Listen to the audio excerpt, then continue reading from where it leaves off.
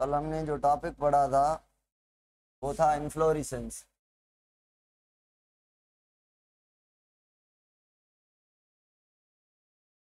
मुझे बताएं कि केटकिन और स्पाइक और स्पेडेक्स के बीच डिफरेंस क्या है।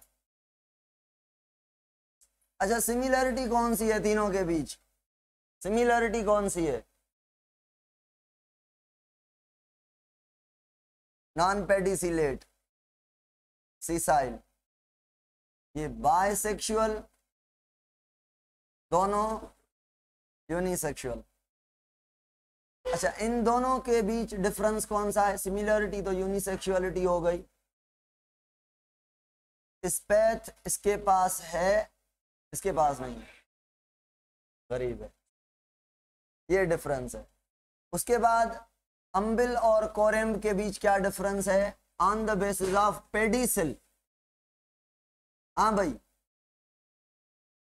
पेडिसिल आर इक्वल है ना अम्बिल में, और कोरेम्ब में pedicel unequal. Pedicel arise from the single point, pedicel arise from the different point.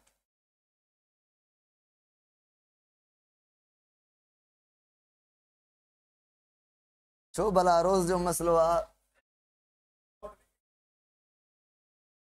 ये सुभाणे नोट लगाए छॾियो।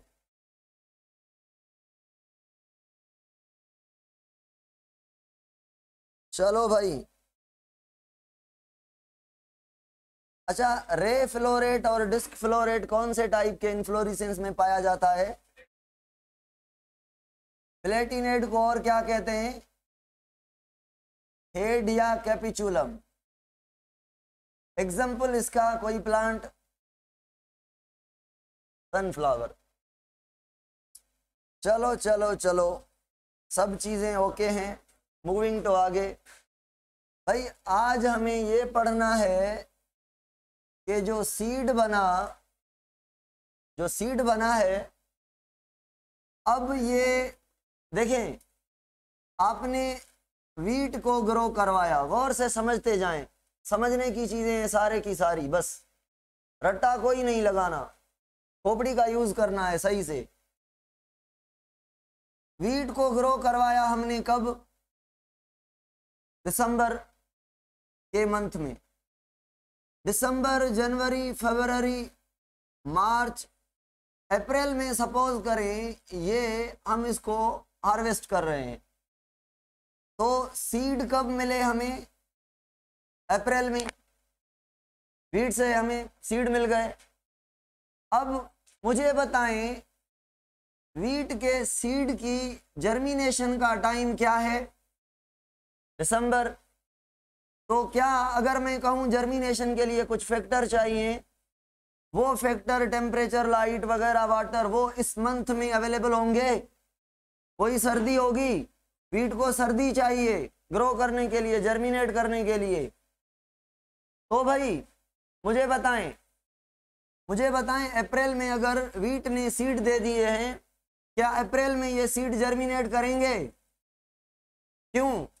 क्योंकि सीजन नहीं है। तो ये सीड अप्रैल के बाद मई, जून, जुलाई, अगस्त, सितंबर, अक्टूबर, नवंबर, फिर जब दिसंबर आएगा तब ये जर्मिनेट करेगा।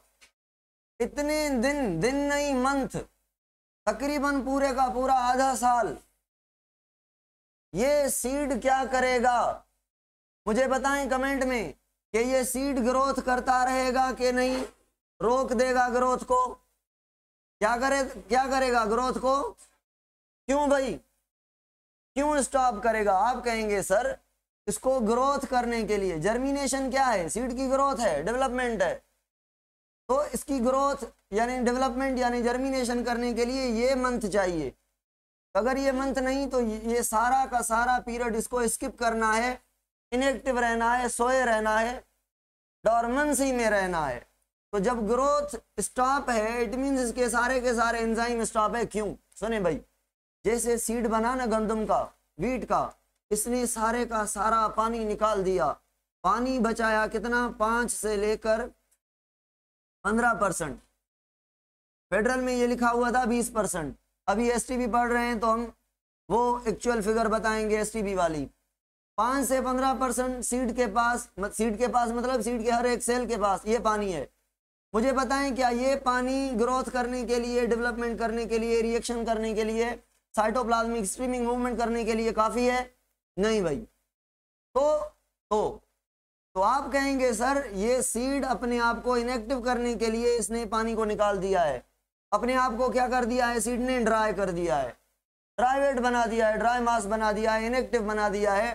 तो जब इनएक्टिव स्टेज है सीड की, इस इनएक्टिव स्टेज को हम कहते हैं डॉर्मेंसी, सीड की डॉर्मेंसी। अब आप बताएंगे डॉर्मेंसी क्यों जरूरी है? वेट करने के लिए। क्या करने के लिए? सीजन का वेट करने के लिए, सीजन को स्किप करने के लिए, अपनी सीजन आने का वेट करने के लिए, पर्टिकुलर सीजन में ग्रो करेगा।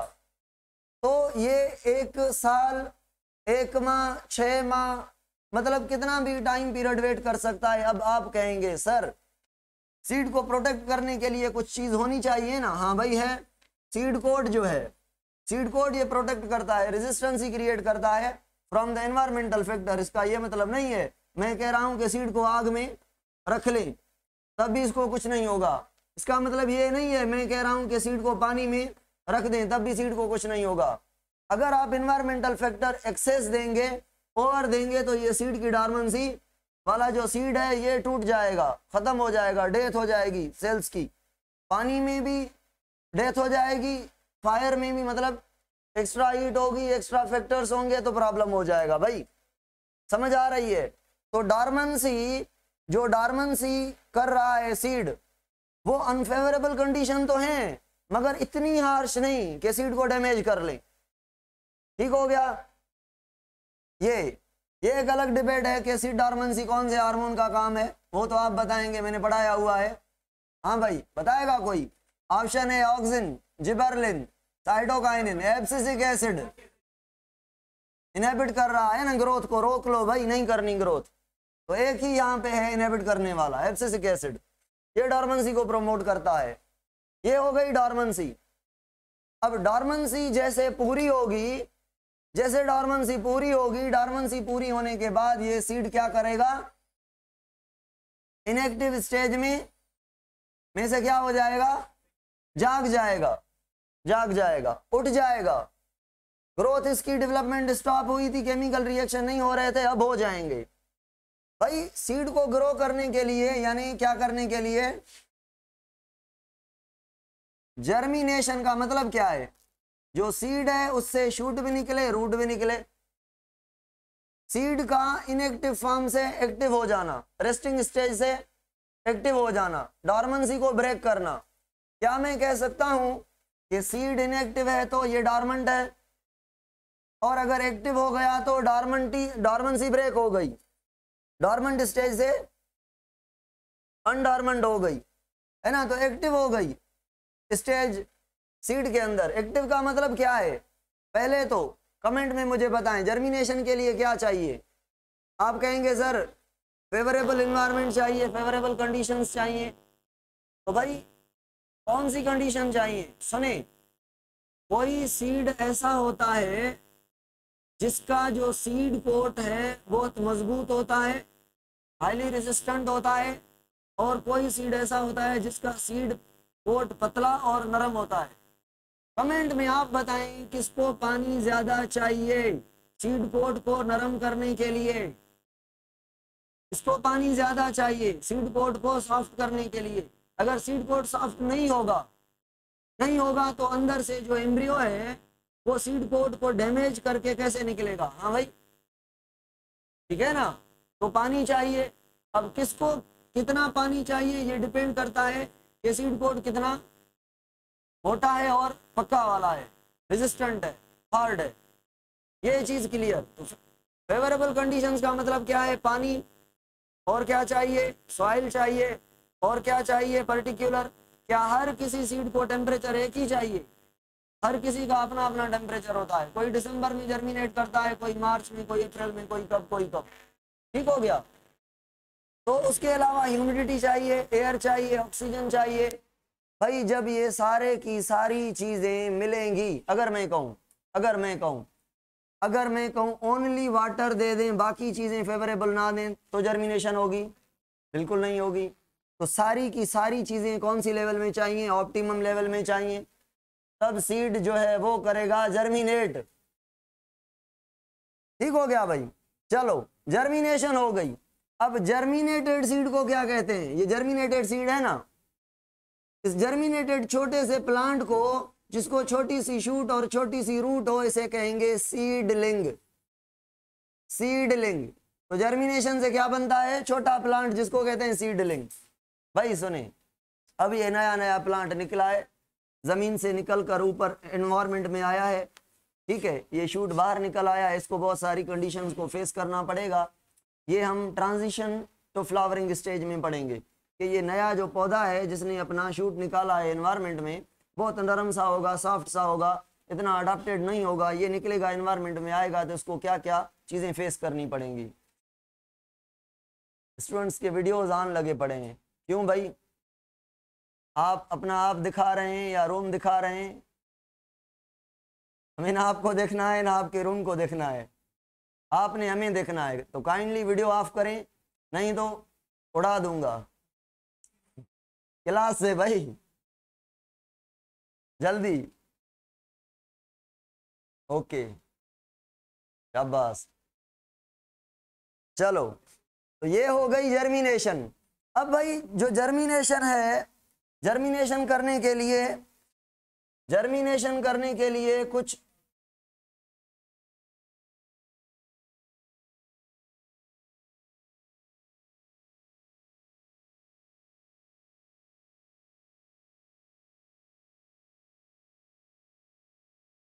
जर्मिनेशन के लिए कुछ फैक्टर चाहिए, वो हमने समझ लिए। गौर से समझते जाएं, गौर से समझते जाएं। जर्मिनेशन को ही मैं कंटिन्यू कर रहा हूं। अब जर्मिनेशन के हैं 3 टाइप।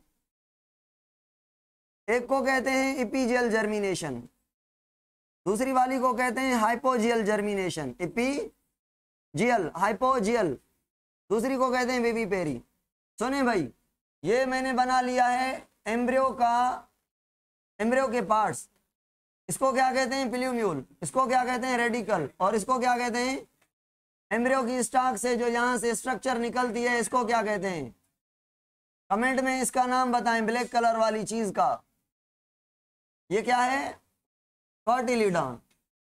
हाँ भाई, तो ये भी तो कमेंट में बताना पड़ेगा ना कि कार्टिलीडॉन जहाँ से निकला है और प्लूम्यूल के बीच ये वाला जो पोर्शन है कार्टिलीडॉन के अटैचमेंट से ऊपर है, इसका नाम क्या है? और ये रेडिकल और इसके बीच है, इसका नाम क्या है? आप बताएंगे कमेंट में। इसका नाम है इपिकोटाइल, इसका नाम है हाइपोकोटाइल। तो भाई बात हो गई क्लियर। अब अगर मैं कहूं, सुने, अगर मैं कहूं इपीजियल जर्मिनेशन का मतलब ये होता है कि जो सीड है उससे जब प्लांट निकले, प्लूम्यूल पैदा हो, तो प्लूम्यूल के साथ जो कार्टिलीडॉन है, दोनों के दोनों साथ बाहर आए। ये जो कार्टिलीडॉन्स हैं, ये वाले, ये कार्टिलीडॉन और इधर से भी है, ये दोनों के दोनों कार्टिलीडॉन जब प्लूम्यूल बाहर आएगा तो ये भी साथ आएंगे। तो मुझे बताएं, इसका मतलब है कि ग्रोथ इपिकोटाइल में होगी या हाइपोकोटाइल में होगी? कुछ बच्चे एपिकोटाइल कह रहे हैं। भाई देखें, यहां से ग्रोथ होगी ना, यहां से हाइपोकोटाइल में, तो ये सारे का सारा पार्ट ऊपर चला जाएगा। इट मीन्स ये जो कार्टिलीडॉन जहां पे अटैच हुआ है उससे नीचे ग्रोथ हो रही है, तो ये कार्टिलीडॉन और प्लूम्यूल साथ जाएंगे। अगर ऊपर से ग्रोथ होती एपिकोटाइल में तो ये कार्टिलीडॉन नीचे रह जाता, ओनली प्लूम्यूल ऊपर जाता। तो एपिजियल का मतलब है ऐसी टाइप की जर्मिनेशन जिसमें कार्टिलीडॉन किसके साथ? प्लूम्यूल के साथ कहाँ जाए? ऊपर जाए। तो अभी कमेंट में बताएं ग्रोथ कहाँ पे होनी चाहिए? एपिजियल में, हाइपोकोटाइल में रैपिड ग्रोथ होनी चाहिए as compare to the epicotyl. और हाइपोजियल में इसका उल्टा है, अपोजिट है। हाइपोकोटाइल ऐसी जर्मिनेशन को कहेंगे जब सीड से प्लूम्यूल तो निकल जाए मगर कार्टिलीडॉन अंदर के अंदर रह जाए। इट मीन बताएं ग्रोथ कहाँ पे हुई है? एपिकोटाइल में ग्रोथ हुई है तो एपिकोटाइल के बाद जो पोर्शन है यानी प्लूम्यूल ओनली वो बाहर गया है, कॉटिलीडॉन नीचे रह गया है, तो हाइपोकोटाइल होती है। ये जो एपीजियल जर्मिनेशन होती है ये आपकी डायकॉट में होती है। जो भी डायकॉट प्लांट जर्मिनेट करेंगे ना उनके साथ दो ऐसे सीड लीफ यानी कॉटिलीडॉन बाहर निकल के आते हैं, एज अ लीफ काम करते हैं, फोटोसिंथेटिक वर्क करते हैं जब तक नए लीफ ना बन जाएं। ओके, हाइपोकोटाइल आपकी जो जर्मिनेशन होती है वो होती है मोनोकार्ड के अंदर। मोनोकार्ड के अंदर विविपेरी का सुने, विविपेरी एनिमल में विविपेरस किनको कहा जाता है? वो एनिमल जो बच्चे पैदा करें, अंडे ना दें, डायरेक्ट बच्चे पैदा करें। अंडे देने वाले एनिमल को क्या कहते हैं? ओविपेरस। बच्चे देने वाले को विविपेरस। तो यहाँ पे इन दोनों को मैं अंडा समझ रहा हूँ, ठीक है, इसको मैं बच्चा समझ रहा हूँ।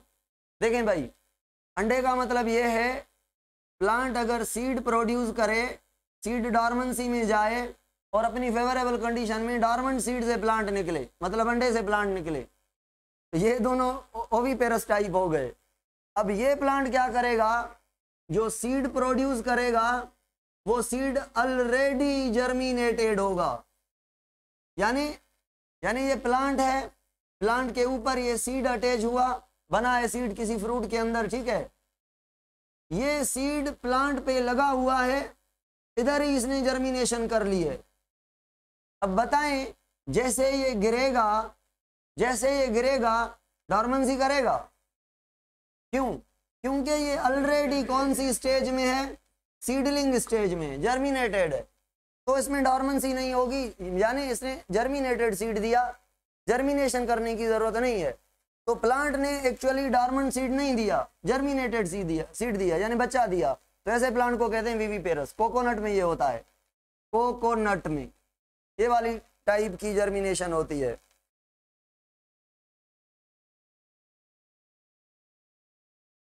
विविपेरी ऐसी टाइप की जर्मिनेशन को कहते हैं जब प्लांट से सीड बने, प्लांट पर सीड लगाई हो, वहां पे ही जर्मिनेशन हो गई। हाइपोजियल और इपीजियल में जर्मिनेशन कहाँ पे हो रही है? सॉइल में। आफ्टर डॉर्मेंसी विविपेरस प्लांट के अंदर, विविपेरी जर्मिनेशन के अंदर प्लांट पे सीड लगा होगा, वहीं पे जर्मिनेट होगा। इट मीन सीड ने कहाँ पे जर्मिनेट किया है? सॉइल में, या प्लांट ने जर्मिनेशन करवा के फिर भेजा है? प्लांट ने जर्मिनेशन करवा के बच्चा पैदा करके भेजा है। जैसे ये सीड गिरेगा और ग्रो करता जाएगा। ओके, मूविंग तो आगे भाई, अभी टॉपिक है पार्थेनोकार्पी। अभी तो सीड बना, सीड ने जर्मिनेशन की, जर्मिनेशन भी हो गई, डॉर्मेंसी भी हो गई, विदाउट डॉर्मेंसी वाली जर्मिनेशन भी हो गई। कौन सी थी विदाउट डॉर्मेंसी वाली जर्मिनेशन? विविपेरी। अब आते हैं नेक्स्ट कॉन्सेप्ट पर जिसका नाम है पार्थेनोकार्पी। पार्थेनोकार्पी हमने पढ़ा हुआ है ऑक्सिन में, इसको डिटेल में पढ़ने की कोई ज़रूरत नहीं, हमने जितनी यहाँ पे लिखी हुई है उसे डिटेल में पढ़ चुके हैं हम। पार्थेनोकार्पी का मतलब है फ्रूट का बन जाना, और फ्रूट ऐसा बन जाए कि फ्रूट के साथ सीड ना बने, सीड ना बने, ओनली फ्रूट बन जाए। इट मीन्स आप कहेंगे फ्रूट का बन जाना विदाउट फर्टिलाइजेशन, है ना? फर्टिलाइजेशन होगी तो क्या बनेगा?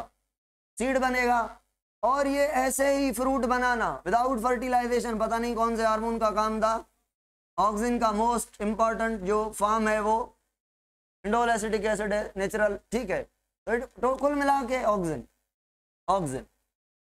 ऑक्सिन एक हार्मोन है जो पार्थेनोकार्पी करवाता है। क्या दुनिया के सारे प्लांट के अंदर पार्थेनोकार्पी होती है?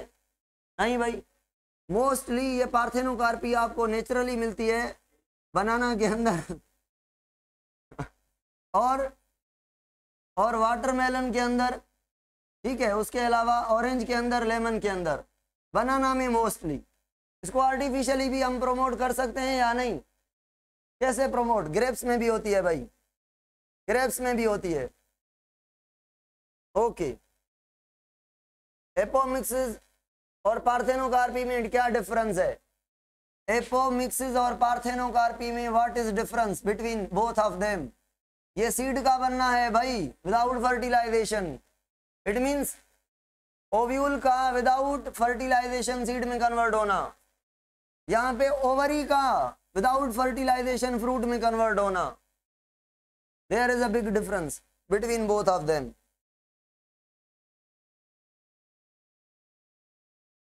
सीड कहां से बनता है? ओव्यूल से। अगर ओव्यूल में फर्टिलाइजेशन ना हो इट मीन्स एम्ब्रियो नहीं बना। तो एम्ब्रियो बनाने के लिए कोई अल्टरनेट क्या था कि एग और स्पर्म फ्यूज नहीं हुए, जाइगोट नहीं बना, एम्ब्रियो नहीं बनेगा। एक डिप्लॉइड सेल था जिसने एज एम्ब्रियो काम किया था। अगर एग फर्टिलाइज नहीं करेगा स्पर्म के साथ तो एग की एक शेल्फ लाइफ होती है, ये डिसइंटीग्रेट हो जाएगा, खत्म हो जाएगा। एग ऐसा नहीं कि 100 साल तक चलेगा। जैसे ह्यूमन बीइंग में एग की एज होती है 48 आवर्स। 48 आवर्स तक एग जिंदा रहता है, नहीं तो खत्म हो जाता है।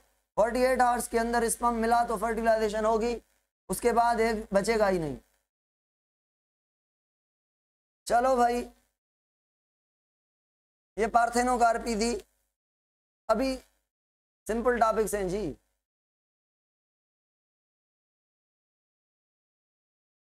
क्या कराए सगंदा बेसंद जी लाइना तरे मां बुधाए शरीर खोपड़ी में हुजे तव्हांखे।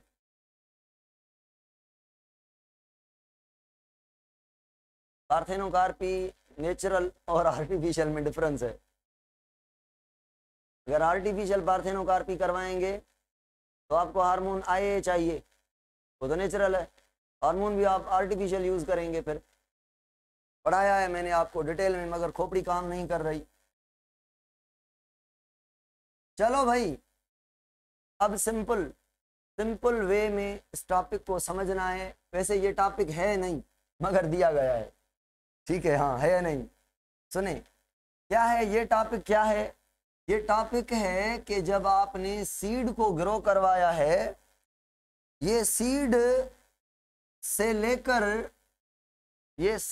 लेकर एक मैच्योर प्लांट फ्लावरिंग स्टेज तक कैसे जाएगा, फ्लावरिंग स्टेज तक कैसे जाएगा, इसको कहते हैं ट्रांजिशन टू फ्लावरिंग स्टेज।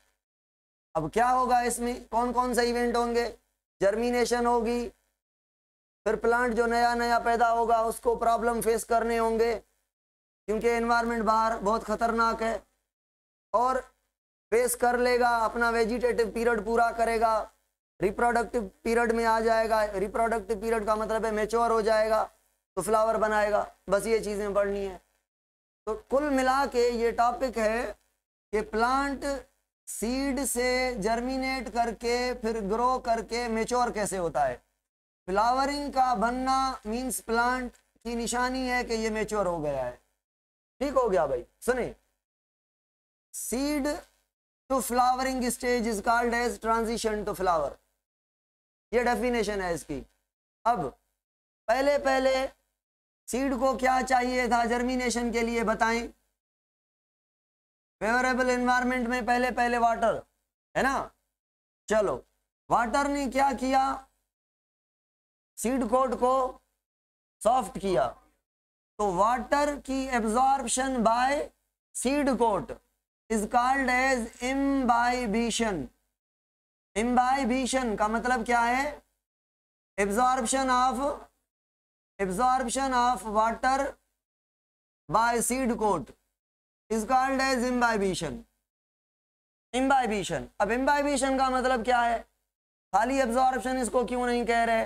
तो इम्बाइबिशन ऐसी एब्जॉर्प्शन को कहा जाता है जब एब्जॉर्प्शन करने के बाद जिस चीज ने एब्जॉर्ब की है वाटर, वो पहले तो हाइड्रोफिलिक होनी चाहिए, ठीक है? हाइड्रोफिलिक होनी चाहिए, और वाटर को एब्जॉर्ब करने के बाद उसका वॉल्यूम, उसका वेट, उसकी साइज इंक्रीज हो जाए। यानी कुल मिला के इन चीज़ों को मैं कहूँ कि ये ग्रो कर जाए। सीड कोट जो पानी एब्जॉर्ब करेगा तो सीड कोट क्या हो जाएगा? मोटा बन जाएगा ना भाई। सुने, एक लकड़ी है अगर सूखी हुई, उसको पानी में रखेंगे तो वो वाटर को एब्जॉर्ब करेगी। रीजन बताएं क्यों? क्या रीजन है? कड़ी दिया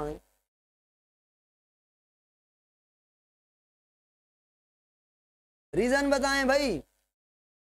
नहीं, जर्मिनेशन के लिए तो ठीक है। एक सूखी हुई लकड़ी वाटर को क्यों एब्जॉर्ब करती है? क्यों? आप कहेंगे सर इसमें सेकेंडरी सेल वॉल है, इसमें सेल्यूलोज है। सूखी हुई लकड़ी कह रहा हूं, स्क्लेरेंकाइमा सेल है, सेकेंडरी सेल वॉल सेल्यूलोज है, हाइड्रोफिलिक है, तभी पानी एब्जॉर्ब कर रही है। और पानी एब्जॉर्ब करेगी तो क्या हो जाएगी? मोटी हो जाएगी, वजनी हो जाएगी, उसका वॉल्यूम, उसका वेट, उसकी साइज इंक्रीज हो जाएगी। इसको हम कहते हैं ग्रोथ। अच्छा, ये ग्रोथ परमानेंट होगी या टेम्पररी होगी? अगर उसी का लकड़ी को बाहर निकाल के रखेंगे, उसका पानी सारे का सारा इवापोरेट हो जाएगी, वो फिर सूखी हो जाएगी और साइज जो है फिर डिक्रीज हो जाएगी। तो लिविंग और नॉन लिविंग के बीच यही तो डिफरेंस होता है कि लिविंग थिंग्स जो ग्रोथ करती हैं वो इरिवर्सिबल होती है। आप बड़े हो गए, अभी छोटे नहीं होंगे। जो डेड बॉडीज होती हैं वो बड़ी हो सकती हैं, छोटी भी हो सकती हैं। जैसे ये अभी गाला, वो फेट है ना, एक आदमी मोटा है, वो पतला बन गया, वो फेट उसने एक्स्ट्रा स्टोर की थी, अब उसने यूज कर ली। ये ग्रोथ से कुछ अलग चीज है ये। चलो भाई सुने, जर्मिनेशन से क्या बना? कौन सा प्लांट बना? सीडलिंग। ये बन गई सीडलिंग, है ना, ये सीडलिंग। अच्छा बताएं, ये डाइकॉट प्लांट है या मोनोकॉट है? क्यों कहा डाइकॉट? ये कॉटिलीडॉन आपने देखे अलॉन्ग विद प्लूम्यूल। चलो भाई, अब इसको एनवायरनमेंट के फैक्टर्स को फेस करना पड़ेगा। भाई सुने, सीड का मैक्सिमम नंबर प्रोड्यूस करने का मतलब क्या है? एक सीड क्यों नहीं करता प्लांट? इंसान से, एनिमल से एक बच्चा पैदा होता है, प्लांट हजारों सीड्स करता है। क्यों? क्योंकि प्लांट को पता है मेरा जो बच्चा पैदा होगा, यानी मैं सीडलिंग की बात कर रहा हूं, वो ऐसे गंदे एनवायरनमेंट में जाएगा, बहुत सारे सीडलिंग को एनवायरनमेंट खत्म कर देगा, चंद बच जाएंगे। तो सर्वाइवल के लिए ज्यादा से ज्यादा नंबर सीड प्रोड्यूस करेगा, क्योंकि एनवायरनमेंट सबको रहने नहीं देगा, बहुत सारे मर जाएंगे। ठीक हो गया भाई, एनवायरनमेंट से बच गया तो बड़ा होगा। अब जो ग्रोथ है उसकी पहली ग्रोथ को हम कहेंगे वेजिटेटिव पीरियड। देखें भाई, ये सीड है ना, ये सीड से प्लांट निकला, ये सीड था, इसने सीडलिंग की, ये और बड़ा हो गया, इसके पास ब्रांचेस आ गई, लीव्स आ गए, ये सारे का सारा जो पीरियड है प्लांट का, इसको कह रहे हैं हम वेजिटेटिव पीरियड। वेजिटेटिव पीरियड जैसे हम सोमेटिक सेल कहते हैं एनिमल के अंदर। सोमेटिक सेल्स कौन से सेल्स हैं? रिप्रोडक्टिव सेल को छोड़कर, टेस्टिस और ओवरीज को छोड़कर बाकी सारे के सारे पार्ट को हम कहते हैं सोमेटिक सेल। प्लांट में फ्लावर को छोड़कर बाकी जो सारे पार्ट्स हैं वो वेजिटेटिव पार्ट्स हैं। तो सारे पार्ट्स बनाना, रूट बनाना, लीफ बनाना, स्टेम बनाना, ब्रांचेस बनाना, बड़ा होना, लंबा होना और लंबा होना, ये सारे का सारा वेजिटेटिव पीरियड है। ठीक है, मेच्योरिटी तक। जैसे प्लांट मेच्योर होगा हम कहेंगे वेजिटेटिव पीरियड पूरा, रिप्रोडक्टिव पीरियड शुरू। और रिप्रोडक्टिव पीरियड के शुरुआत होने की कंडीशन क्या है, क्या निशानी है? कि इस प्लांट पर फ्लावर बने। फ्लावर जब बनेंगे हम समझेंगे ये प्लांट क्या हो गया है, मेच्योर हो गया है। तो ये भाई था ट्रांजिशन टू फ्लावरिंग स्टेज। ठीक है, जर्मिनेशन करेगा, उसके लिए इम्बाइबेशन करेगा उसको। अब यहां से एक कॉन्सेप्ट मिलता है हमें, क्या? एक ये कॉन्सेप्ट मिलता है, गौर से सुने भाई। 3 किस्म के प्लांट हैं। कुछ प्लांट हैं जो अपनी लाइफ साइकिल 1 साल के अंदर पूरी करते हैं, कुछ प्लांट हैं जो अपनी लाइफ साइकिल 2 साल के अंदर कंप्लीट करते हैं, यानी 1 साल से ज़्यादा टाइम ले लेते हैं। अब आप कमेंट में बताएंगे कि फ्लावर कितनी देर तक लगता है? महीनों के महीने प्लांट पे लगा होता है या कुछ दिन? 4-5 दिन, मैक्सिमम 14 दिन बस मैक्सिमम। आम प्लांट में 2-3-4 दिन फ्लावर लगा होता है। रोज के प्लांट में देखेंगे ना, 1 या 2 दिन फ्लावर होता है, फिर गिर जाता है। तो फ्लावर बनने और गिरने के बीच टाइम बिल्कुल थोड़ा है। तो अगर मैं आपसे पूछूं वेजिटेटिव और रिप्रोडक्टिव स्टेज में से बड़ी स्टेज कौन सी है? वेजिटेटिव। तो कोई प्लांट अपनी लाइफ साइकिल 1 साल में कंप्लीट कर रहा है, कोई 2 साल में, कोई 2 से ज़ायद साल ले रहा है। तो इसमें कौन सा पीरियड है जो ये कंज्यूम करवा रहा है मैक्सिमम टाइम? इसको लाने के लिए ये तो छोटा पीरियड है, इसको लाने के लिए ये बड़ा पीरियड है। अगर किसी का वेजिटेटिव पीरियड छोटा हो तो आप इन तीनों में से किसका कहेंगे वेजिटेटिव पीरियड छोटा है? एनुअल का। इट मीन्स ये अपना वेजिटेटिव पीरियड चंद माह में कंप्लीट कर लेता है, 6 माह में, 7, 8, 9, 10, 11 से पहले, ठीक है। 1 साल के अंदर अंदर वेजिटेटिव पीरियड पूरा होता है, तो फ्लावरिंग में तो टाइम लगता ही नहीं है। और ये 12 मंथ से ज्यादा टाइम ले सकता है, बल्कि लेता ही है ना। तो अगर मैं कहूं आप सीड को ग्रो करवाएं, सीड से सीड बने 1 साल के अंदर, यानी लाइफ साइकिल पूरी हो, तो ऐसे प्लांट को क्या कहेंगे? एनुअल। और अगर आप सीड को ग्रो करवाएं और उस सीड से 1 साल पूरा दूसरा चल रहा है, मतलब ये कौन सा पीरियड चल रहा है अभी? वेजिटेटिव। दूसरे साल के अंदर नए फ्लावर बने, फ्लावर ने सीड बनाया, ठीक है, सीड का बनना मैच्योरिटी को शो कर रहा है। ये जो लाइन है ये वेजिटेटिव पीरियड को शो कर रही है, जर्मिनेशन, ग्रोथ, ये, ठीक है। तो ये बायनियल। पेरिनियल प्लांट वो होते हैं जो 2 से ऊपर या 3 से ऊपर, ऐसा कह लें, 2 को छोड़ दें, 3 या 3 से ऊपर साल ले लें अपनी लाइफ साइकिल को कंप्लीट करने के लिए, ऐसे प्लांट्स को हम पेरिनियल कहेंगे। अब बात ये है कि आपके जो ग्रासेस हैं, आपके जो गंदम है, राइस है, ये प्लांट, ये एनुअल प्लांट होते हैं। कॉटन है, ये एनुअल प्लांट होते हैं। ये 4, 5, 6 माह में कंप्लीट कर लेते हैं लाइफ साइकिल। 4, 5 माह साल के अंदर हो गया ना भाई, एनुअल कहेंगे। अगर साल से ज़्यादा टाइम ले लें तो बायनुअल। एनुअल और बायनुअल में दोनों में एक सिमिलर प्रॉपर्टी है, कौन सी? कि सीड देने के बाद ये दोनों के दोनों खत्म हो जाएंगे, डिस्ट्रॉय हो जाएगी, इनकी बॉडी सूखी पड़ जाएगी, सारे का सारा प्लांट गिर जाएगा, खत्म हो जाएगा। मगर पेरिनियल प्लांट में क्या है? पेरिनियल प्लांट में क्या है? जैसे आपने सीड को लगाया, सीड ने क्या किया? जर्मिनेट किया। वेजिटेटिव पीरियड कितने साल में? 1 साल, 2 साल, 3 साल में पूरा हुआ। भाई यहाँ पे फोकस करने की जरूरत है, सुने, फोकस करने की जरूरत है कि पेरिनियल प्लांट जो पहला सीड करेगा, बॉयज, पेरिनियल प्लांट जो पहला सीड करेगा वो कितने साल के बाद करेगा? कम से कम 3 या 3 से ज्यादा साल में। तो ये प्लांट पहला सीड करेगा, मतलब पहली सीजन देगा, पहली ऑफ स्प्रिंग देगा, उसके बाद ये खत्म नहीं होगा, ये रहेगा, इसकी बॉडी वहीं पे रहेगी। अगले साल, अगले अगले अगले हर साल ये आपको फ्रूट या सीड देता रहेगा, इसकी बॉडी परसिस्टेंट रहेगी, ये गिर नहीं जाएगा। गंदम को 4 माह के बाद आप छोड़ दें, खुद ब खुद वो सूखी होके खत्म हो जाएगी। ऐसा नहीं आपके उसने सीड ले लिया आपने तो गंदम अगले साल तक खड़ी रहेगी फिर आपको सीड देगी, ऐसा नहीं है। एनुअल और बायनुअल में ये नहीं होता। दरख्त को देखें, नीम ट्री को, मैंगो को, कोकोनट को, ये जो सारे के सारे ट्रीज हैं उनको देख लें आप।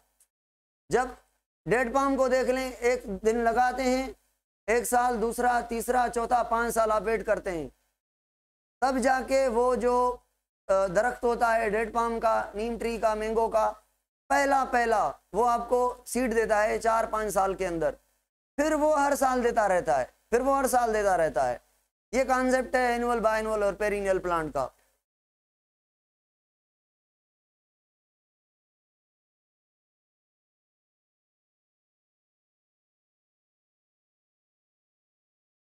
सुने भाई,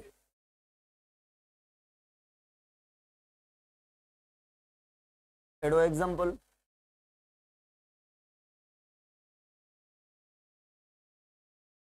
है एडो कोई?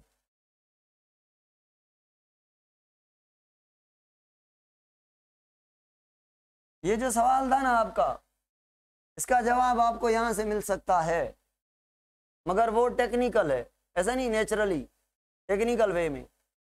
देखें भाई, अभी तक हमने क्या पढ़ के रखा है? हमने ये पढ़ के रखा है कि प्लांट पॉलिनेशन करेगा, फर्टिलाइजेशन होगी, सीड बनेगा, डॉर्मेंसी करेगा, जर्मिनेट करेगा, जर्मिनेशन से प्लांट फ्लावरिंग स्टेज तक कैसे जाएगा। अब हम पढ़ने वाले हैं ये कि कोई प्लांट अगर 6 माह लेता है अपनी लाइफ साइकिल को कंप्लीट करने के लिए, क्या कोई ऐसा तरीका है कि इस प्लांट की लाइफ साइकिल को शॉर्ट करें, लाइफ साइकिल को, यानी 6 माह की जगह 4 माह में उस प्लांट को की लाइफ साइकिल को कंप्लीट करवा सकें? तो ये टॉपिक, ये जो टॉपिक हम पढ़ रहे हैं ये रिगार्डिंग दिस कॉन्सेप्ट है कि हम लाइफ साइकिल को शॉर्ट करेंगे। तो मुझे आप कमेंट में अभी बताएं ऑनलाइन वालों, जल्दी में लाइफ साइकिल को शॉर्ट करने वाला टॉपिक पढ़ने जा रहे हैं। तो मैच्योरिटी को शॉर्ट करेंगे या वेजिटेटिव पीरियड को? वेजिटेटिव को वो मैच्योरिटी वाला, फ्लावरिंग वाला, सीड वाला तो ऑलरेडी शॉर्ट है भाई। सुने, नेचुरल एनवायरनमेंट में, पहले इस टॉपिक को छोड़े, मेरी बात को सुने, गौर से सुने, खोपड़ी खोलने की जरूरत है फुल 100%। स्क्रू ढीले होने चाहिए ताकि नॉलेज सारी अंदर जाए, फिर टाइट कर लेना। सुने भाई, देखें, अब मैं बना रहा हूं वीट को, ये वीट हमने ग्रो करवाई कौन से मंथ में? सीजन कौन सी है? कोल्ड। पता है, सीड इसके की जर्मिनेशन रिक्वायर करती है क्या? अब इसका कॉन्सेप्ट पढ़ेंगे कि क्यों और कोल्ड को सेंस करने से और क्या होगा। देखें, जनवरी, फरवरी, मार्च और अप्रैल के अंदर हम सपोज करें हार्वेस्ट कर रहे हैं, ठीक है। हमने कल्टीवेट की नवंबर या दिसंबर में और हार्वेस्ट की अप्रैल में। चलो मैंने दिसंबर का नाम लिख लिया है, नवंबर को छोड़ दें, लास्ट नवंबर में भी होती है। ठंड होनी चाहिए तो ग्रोथ रैपिड हो जाती है। वेजिटेटिव पीरियड जो डिपेंड करता है वो ठंड के होने पर करता है वीट का। अच्छा, ये कौन सी वैरायटी कहलाएगी? विंटर वैरायटी कहलाएगी या समर वैरायटी कहलाएगी? कुछ वैरायटीज होती हैं विंटर वैरायटीज, कुछ होती हैं समर वैरायटीज। अब आप ये बताएंगे, मैं जब कॉन्सेप्ट आपको पढ़ाऊंगा तो आप बताएंगे कि ये शॉर्ट ड्यूरेशन करने वाली टेक्निक कौन से वैरायटी पर इंप्लीमेंट होगी, ये आप बताएंगे। एक कॉन्सेप्ट मैं बता रहा हूं, उसके बाद सुने, ऐसे ना बोलें विंटर, समझें फिर विंटर बोलें। बोलना शायद विंटर है, शायद समर है, मगर बाद में बोलें, अभी ना बोलें। सुने, पहले मेरी बात को सुने भाई। जैसे आपने सीड को दिसंबर के मंथ के अंदर जमीन में लगाया है, इस सीड ने सेंस किया है किस चीज को? कोल्ड को। अगर आप मंथ हो अक्टूबर मंथ में आर्टिफिशियल मीडियम देकर, कौन सा आर्टिफिशियल मीडियम देंगे आप? कोल्ड का, दिसंबर का। दिसंबर मंथ का नेचुरल तो वो होता है, आर्टिफिशियली आप अक्टूबर में सीड को आर्टिफिशियली दिसंबर की कंडीशन दे दें तो सीड को आंखें तो नहीं है, सीड को डेट का तो पता नहीं है। सीड को कैसे पता चलता है कि ये दिसंबर चल रहा है? बाहर की कंडीशन से। जब आप उसको आर्टिफिशियली दिसंबर की कंडीशन अक्टूबर में दे देंगे तो सीड बेचारा स्टार्ट कर देगा क्या, है ना? ओके, मगर कब करेगा? सारे के सारे फैक्टर देंगे या एक दे देंगे तो जर्मिनेट करेगा? तो भाई सुने, हमने क्या किया, अच्छा जब ये सीड ठंड को सेंस कर लेता है तो ठंड से सीखता क्या है पता है? ठंड से ये उसको पता चलता है कि इतने माह बाद मुझे करनी है क्या? फ्लावरिंग। यानी क्या डिसाइड किया? कोल्ड से क्या सीखा? फ्लावरिंग करने का टाइम। फ्लावरिंग करने का टाइम किसने सिखाया प्लांट को? कोल्ड ने। अगर आप दिसंबर में ग्रो करवा रहे हैं तो वो उस जर्मिनेशन, उस सीड से को सेंस करके ठंड को तय कर लेता है 4 माह में मुझे होना है, हार्वेस्ट होना है। अगर आप लेट करते हैं, वीट को लेट ग्रो करवाते हैं, दिसंबर गुजर गया, दिसंबर के लास्ट में या जनवरी में, तो भी प्लांट उसी मंथ में कल्टीवेट हार्वेस्ट होता है। पता है ना क्यों? अप्रैल से मई में नहीं जाता। क्यों? उसको पता होता है इस आदमी ने बड़ा जुल्म किया है मेरे साथ, पूरा 1 माह लेट कर दिया है इसने। कैसे पता चलता है? डेट तो नहीं देखी सीड ने। सीड ने क्या देखा? ठंड बढ़ गई है, जनवरी का महीना आ गया है, ठंड बढ़ गई है, तो ठंड से पता चलता है किसको, सीड को, कि कौन सा मंथ चल रहा है।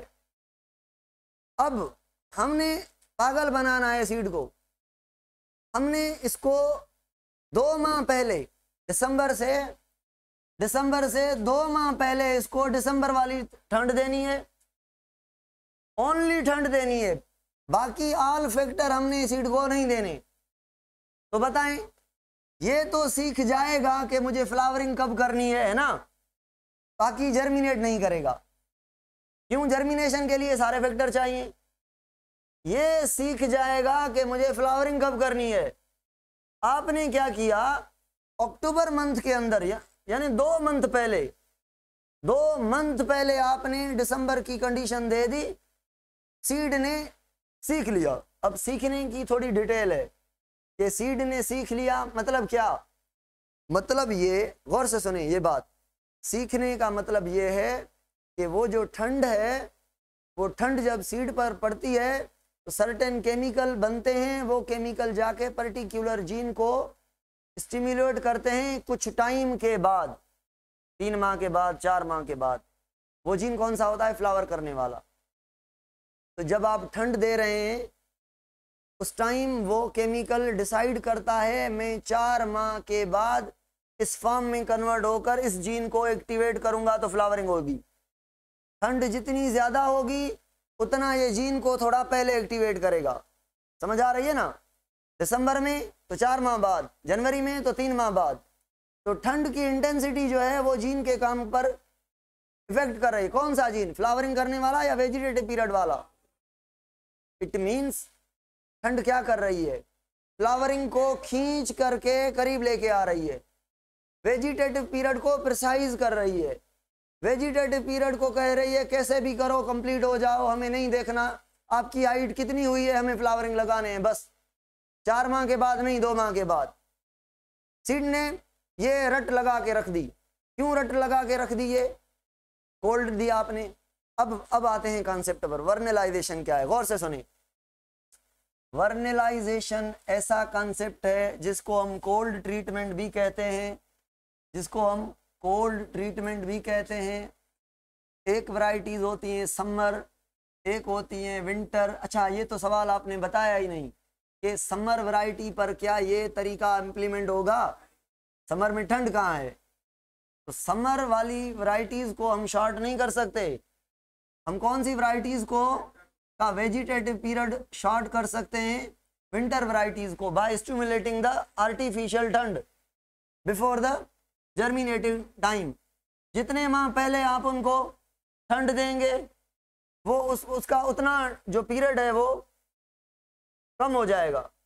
अगर आप इसको अक्टूबर के बजाय नवंबर में ठंड देंगे तो कितने मंथ आपने शॉर्ट किए? 1 मंथ। 2 माह पहले ठंड दी तो 2 मंथ शॉर्ट किया आपने। अब क्या आप ऐसा करेंगे अक्टूबर में ठंड देकर दिसंबर में जर्मिनेट करवाएं? नहीं। आप क्या करेंगे? दिसंबर को छोड़कर जनवरी के अंदर आप ग्रो करवाएंगे। अब देखें स्टार्टिंग कहाँ से हुई है? नेचुरली होती है दिसंबर से। आपने ठंड कहाँ से दी है? प्लांट नेचुरली काउंट करेगा दिसंबर, जनवरी, फरवरी, मार्च, 4 मंथ। और अगर आपने उसको अक्टूबर में ठंड दी है तो कहाँ से काउंट करेगा? नवंबर, दिसंबर, या अक्टूबर, नवंबर, दिसंबर, जनवरी, 4 मंथ है ना। तो अर्ली फ्लावरिंग होगी। तो अर्ली फ्लावरिंग करने के लिए ये यहाँ से डिसाइड हो गया है, मगर आप दिसंबर से नहीं करवाएंगे, आप छोड़ देंगे। फरवरी मंथ आए, जनवरी मंथ आए, उसमें आप ग्रो करवाएंगे। 2 माह लेकर 2 मंथ के अंदर वो सारी लाइफ साइकिल पूरी कर लेगा। 4 माह के बजाय 2 मंथ उसने शॉर्ट कर लिए। अगर आप दिसंबर में लगाएंगे तो नुकसान होगा। कौन सा? अगर दिसंबर में सीड को ग्रो करवाएंगे, फ्लावरिंग कौन से मंथ में होनी है? देखें, स्टिमुलेट किया है कब? आर्टिफिशियली। अक्टूबर, नवंबर, दिसंबर, जनवरी के लास्ट में या फरवरी में फ्लावरिंग होनी चाहिए। तो फरवरी या जनवरी के लास्ट में ठंड है, फ्लावरिंग करने के लिए गर्मी चाहिए। तो इसका अल्टरनेट क्या होगा? इसका अल्टरनेट ये होगा कि आपने ठंड दिखानी नवंबर में है, काउंटिंग वहां से स्टार्ट होगी। दिसंबर में आपने जर्मिनेट नहीं करवाना सीड को, सीड को आपने जनवरी में लगाना है, जनवरी में लगाना है। जनवरी में लगाएंगे तो थोड़ा जो उसका पीरियड है वो वेजिटेटिव पीरियड थोड़ा बड़ा होगा, वो मार्च तक जाएगा और मार्च में कुछ जो है गर्मी आ जाएगी और वो मार्च के अंदर फ्लावरिंग करेगा आपको अर्ली। यानी ग्रो करने से ज़मीन में कितने मंथ रहा प्लांट? क्या अक्टूबर से घर ज़मीन में लगा दिया आपने तो ज़मीन में आपने जस्ट 2 या 3 मंथ लगाए इंस्टेड ऑफ 4-5 मंथ। ज़मीन को हम शॉर्ट कर रहे हैं ना, ज़मीन में ग्रो कर सीड जर्मिनेशन से फ्लावरिंग तक के पीरियड को हम शॉर्ट कर रहे हैं। समझ नहीं आ रही बात? कॉम्प्लिकेटेड हो गई है ना, सिंपल सी चीज़ है। आप सारे यहाँ पे देहाती लोग हैं, आपको वीट का तो पता है ही है, इसलिए मैं डिटेल में जा रहा हूँ कि भाई सुने, अभी मैं सारे का सारा 2 मिनट में रिपीट करूँगा, इतना बड़ा कॉन्सेप्ट नहीं है। मैंने आपको एक्स्ट्रा एफिशिएंट समझाने के लिए बड़ा कर दिया इसको। अभी फिर से सुने, वर्नलाइजेशन क्या है? सीड को पागल बनाना, ठंड देकर उसको बताना अक्टूबर के मंथ में कि दिसंबर आ गया है, मगर आपने जर्मिनेशन नहीं करने देनी उसकी। क्यों? जर्मिनेशन तब करेगा जब आप उसको सॉइल भी देंगे। सॉइल तो नहीं दिया आपने फ्रिज में रखा सीड, फ्रिज में ठंड दिया आपने, रेफ्रिजरेटर में ठंड दी, तो रेफ्रिजरेटर में क्या जर्मिनेशन वाले सारे फैक्टर मिल जाएंगे? नहीं। ये तो सीख गया ना प्लांट कि दिसंबर का मंथ आ गया है, क्योंकि फ्रिज के अंदर आपने दिसंबर वाली कंडीशन दे दी। क्या जर्मिनेशन करेगा या जस्ट ये सीख गया कि मुझे फ्लावरिंग कब करनी है? एक चीज जर्मिनेशन से पहले सीख गया। वैसे ये दोनों चीजें साइमल्टेनियसली होती हैं। जब हम दिसंबर में सीड को लगाते हैं तब जर्मिनेट भी करता है, सीखता भी है, मगर आपने जर्मिनेशन करवाने से पहले सिखा दिया है सीड को। अब ये जो ठंड है ना, ये ठंड मेच्योरिटी के टाइम को क्या करती है? करीब करती है। मेच्योरिटी को पहले लाके वेजिटेटिव पीरियड को शॉर्ट करती है, मेच्योरिटी को करीब करती है बाय प्रोड्यूसिंग एक केमिकल, उसका नाम है वर्नेलिन। वर्नेलिन एक केमिकल है जो एक हार्मोन है, फ्लावरिंग हार्मोन है, इसलिए इसको वर्नेलाइजेशन कहा है, क्योंकि ठंड क्या करवा रही है? वर्नेलिन बनवा रही है। और वर्नेलिन क्या है? फ्लोरिजन हार्मोन है। फ्लोरिजन मतलब फ्लावर बनाने वाला। तो ये फ्लावर बनाने वाला हार्मोन कहाँ से बनेगा? बड से ग्रोइंग पार्ट से बनेगा ना। फ्लावर कहाँ से बनेगा? रूट से बनेगा, स्टेम के बेस से बनेगा, ग्रोइंग पॉइंट्स पे बनेगा। तो ग्रोइंग पॉइंट्स पर ये वर्नेलिन नाम का हार्मोन बनेगा। कब बनेगा? क्यों बनेगा? कैसे बनेगा? ठंड इसको बनवाएगी, है ना। अब एक बात सीख ली हमने, ठंड देकर वर्नेलिन बनवा के फ्लावरिंग करवानी है। आपने ठंड दे दी, जर्मिनेशन नहीं करवाई। 2 माह पहले, 2 माह गुजर गए, दिसंबर के मंथ में या दिसंबर के लास्ट में या जनवरी में आपने जर्मिनेशन करवाई। अब प्लांट के दिमाग के अंदर, दिमाग तो नहीं है प्लांट के पास, मगर प्लांट के सीड के दिमाग में ये है कि मुझे फ्लावरिंग कब करनी है? मतलब जब हमने सिखाया है उससे 4 माह, है ना, उससे 4 माह। और जब जर्मिनेट करवाएंगे उससे 2 या 3 माह, है ना। तो फ्लावरिंग ओरिजिनल 4 माह में ही कर रहा है, मगर आपने क्या बेईमानी की है? 1 या 1.5 या 2 माह पहले उसको टाइम बता दिया है कि आज दिसंबर है, हालांकि दिसंबर नहीं था उस दिन। तो सीड को दिसंबर कब से काउंट कर रहा है? सीड अक्टूबर से नवंबर, दिसंबर, जनवरी तक इसका मई आ जाता है, अप्रैल आ जाता है ना।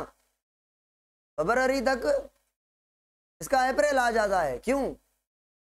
क्योंकि आप 2 माह का आपने झूठ बोला है सीड के साथ। तो सीड अक्टूबर को दिसंबर कह रहा है, नवंबर को जनवरी कह रहा है, ऐसे। तो सीड की कैलकुलेशन वही है 4 माह। मगर जर्मिनेशन आप कब करवाएंगे? 2 माह छोड़कर। अब सीड ने सीखा है नवंबर के अंदर, जनवरी, फरवरी, मार्च के अंदर फ्लावरिंग करनी है, ठीक है, 4 माह में। यहाँ पे नवंबर में आपने क्या किया, सीड को कोल्ड दी। अब जर्मिनेशन कब करवाई आपने? अब जर्मिनेशन करवाई जनवरी में। तो जनवरी से कितने मंथ बचे हैं सीड को फ्लावरिंग करने के लिए? 1 जनवरी, दूसरा फरवरी, तीसरा मार्च। 1 माह आपने ये कम कर लिया है। ये माह कौन सा कम कर लिया है आपने? पहला वाला तो ये वेजिटेटिव पीरियड का कम कर लिया है या फ्लावरिंग का? वेजिटेटिव पीरियड का टाइम आपने कम कर लिया है, तो वेजिटेटिव पीरियड इसका क्या हो गया? फ्लावरिंग लाजमी बनानी है, वो तय हुआ है। ये 2 लाइन का कॉन्सेप्ट है, मगर आपके मुंह पे मैंने देखा कि ये बच गए हैं, इसलिए मैं थोड़ा समझाने के लिए पता नहीं कहाँ से कहाँ गया, अब समझ आ गया। ऑनलाइन वालों को समझ आ गया है।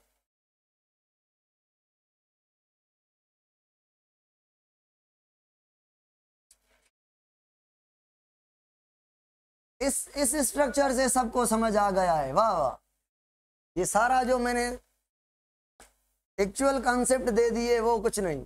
चलो भाई, चलो भाई, मूविंग टू आगे। ये वर्नेलाइजेशन है, रिड्यूस वेजिटेटिव पीरियड होगा, और वर्नेलिन नाम का एक हार्मोन है जो फ्लावरिंग करवाएगा। और कौन से टेम्परेचर पे रखेंगे प्लांट के सीड को? 0.5 फॉर फ्यू वीक। इससे क्या होगा? 0.5 सेंटीग्रेड पे रखने से ये सीख लेगा फ्लावरिंग करने का दिन। देखे ना, छोड़ें देखने को, आगे चलें, है ना। फोटो पीरियड ये तो पड़ा हुआ है,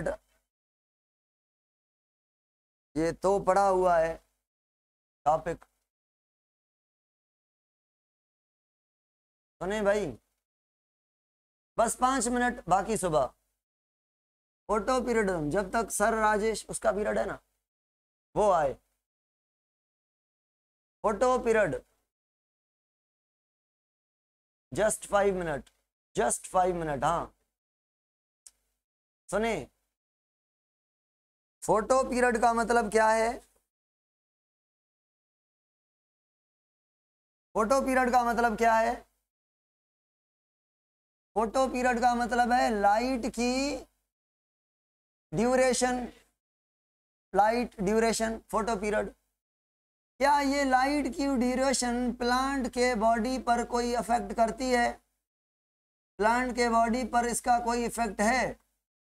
भाई बहुत सारे इफेक्ट हैं, मगर एक इफेक्ट जो है वो फ्लावरिंग करवाती है, लाइट की ड्यूरेशन। तो लाइट की ड्यूरेशन के बुनियाद पर हमने प्लांट के 3 टाइप कर दिए हैं। एक प्लांट जिनको बहुत सारी लाइट चाहिए, और दूसरे प्लांट जिनको लाइट कम चाहिए, और तीसरे जो फ्लावर करने के लिए लाइट यूज ही नहीं करते।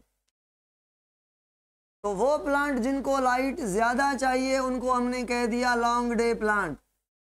लॉन्ग डे प्लांट में लाइट क्या होगी? ज़्यादा होगी, दिन बढ़ा, लाइट की ड्यूरेशन बढ़ गई। और शॉर्ट डे प्लांट में लाइट की ड्यूरेशन कम हो गई। अब क्या मैं शॉर्ट डे को लॉन्ग नाइट प्लांट कहूँ?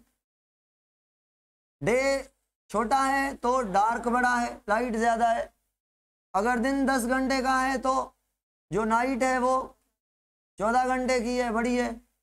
चलो, और दूसरे plant day neutral. Day neutral plant में आपका टोमेटो ऐसा प्लांट है, और कॉटन जो लाइट पर डिपेंडेंट नहीं है, ऐसे ही फ्लावरिंग करते हैं।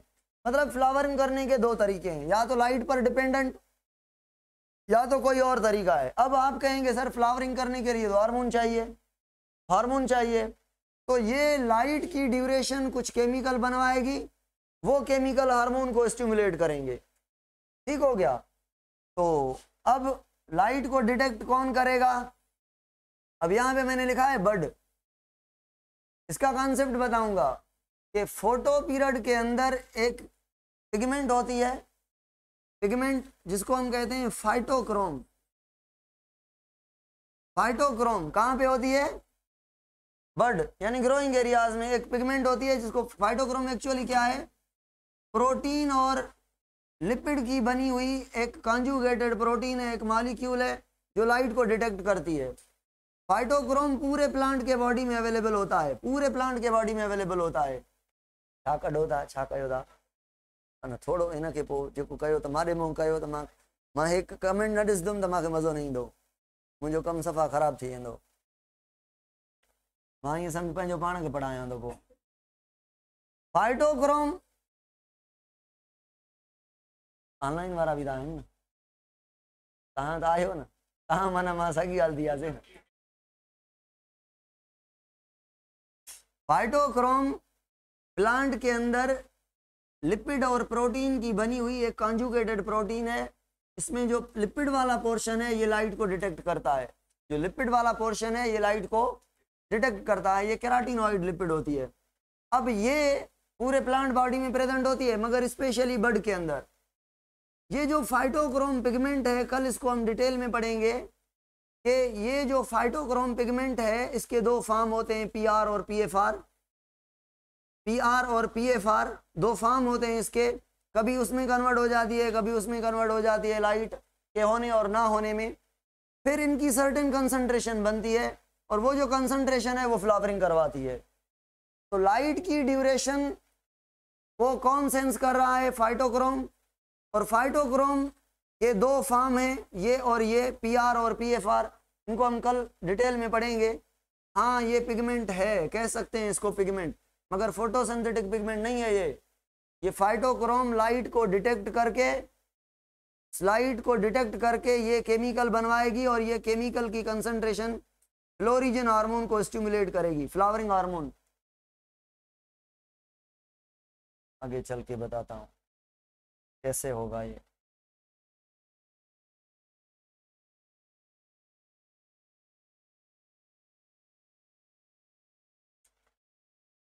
एक सवाल का जवाब दे मुझे, इस प्लांट को क्या कहेंगे?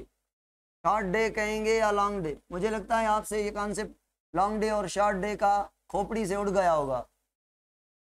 देखता हूं मैं, सुने भाई, ये दो मैंने चीजें बनाई हैं, ये हैं 12 हार्स, 12 हार्स इधर, 12 इधर, ये डे है, ये नाइट है। भाई सुने, एक प्लांट है, गौर से सुने, एक प्लांट है वो कह रहा है मुझे दिन चाहिए 12 घंटे का या उससे ज्यादा, दिन चाहिए या उससे ज्यादा।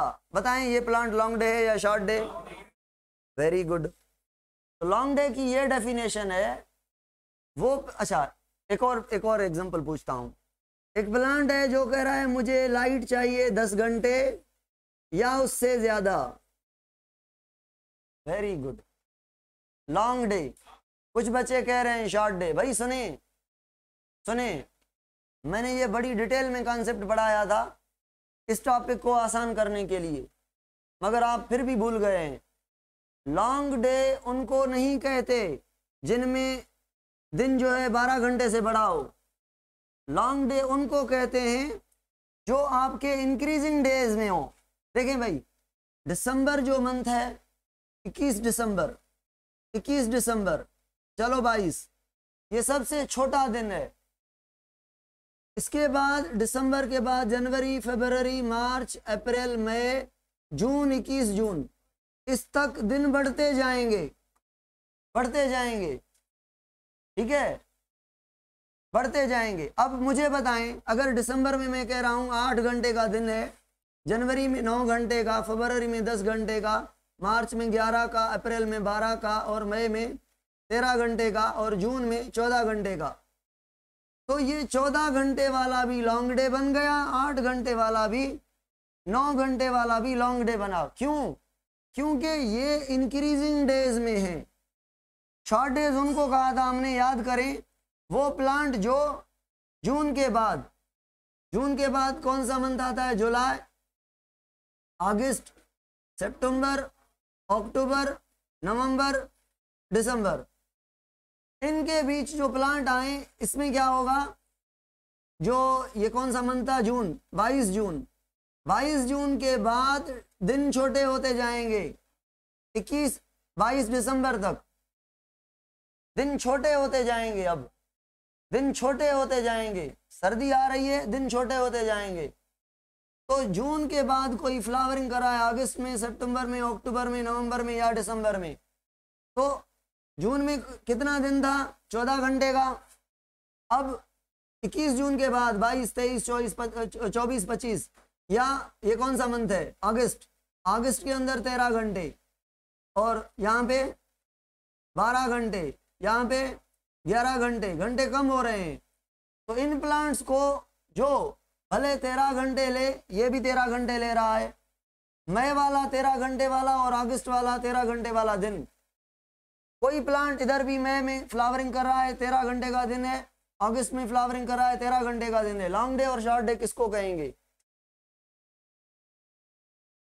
मई वाले को। क्यों, क्योंकि ये बढ़ते दिन है, वो कम होते दिन है। ये लॉन्ग डे और शॉर्ट डे का एक्चुअल कॉन्सेप्ट है।